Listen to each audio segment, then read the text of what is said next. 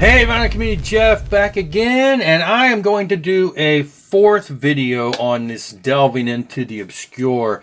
This one wasn't related to the previous three videos I did where I bought those three albums from my local store. No, this one album, I blame Dan over at Off the Charts. He did a short on this album a couple weeks ago. And it sounded great. It intrigued me. I'm like, what? And then he mentioned, when I asked him about it, he mentioned somebody that played on it. And I'm like, I looked it up real quick. Never heard the band. Never heard the album. Didn't know anything about it.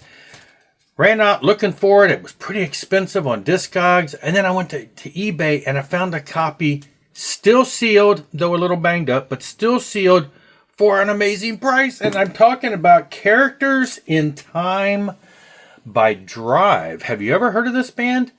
1988. The band was a Texas band. I think they also went to Los Angeles and did the thing out there. Power metal-ish, progressive at times, a little bit melodic.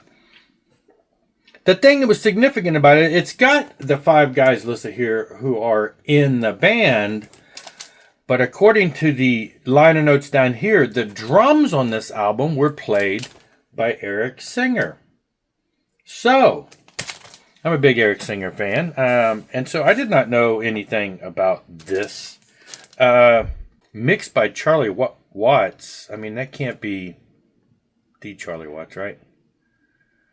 Anyway, sounds great. I mean, melodic 80s metal, progressive, fun, great stuff. Now, they did this album, 1988. They did do an album in 1992, only on CD, called Diablo, which I guess I will now see about tracking down. But that's all they did. However, in 2009, their vocalist, David Taylor, passed away. From what I see online, it was a car accident or something. So he passed away. So the band didn't do anything after that. And then in 2017, their guitar player, Rick Chavez, passed away, according to one of the sites I saw. And then in 2017, some label contacted the band and said, is there any unreleased tracks? We'd like to put out a tribute or something. And in 2017, there was a tribute CD released, a tribute to vocalist David and Rick, the guitar player. And that CD is out there, and it does have some, you know, unfinished, unreleased type songs, kind of like archives of some stuff.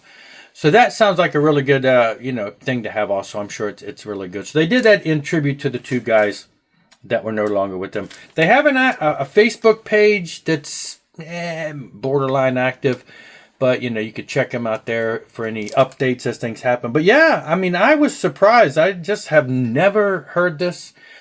This one was a cutout. Like I said, it was still sealed, but, you know, it's kind of bent. I'm not complaining about that. The album, brand new, still sealed. Anyway, great stuff. Have you ever heard of them? Are you familiar with them? Like I say, I blame Dan for this because he posted it, but I'm glad because I discovered a real gem here. This one actually is a really good release and a really great band that went under the radar for me. And Eric Singer on drums to boot. Anyway, check it out if you don't know anything about it. And I will see you later. Rock on and rock on.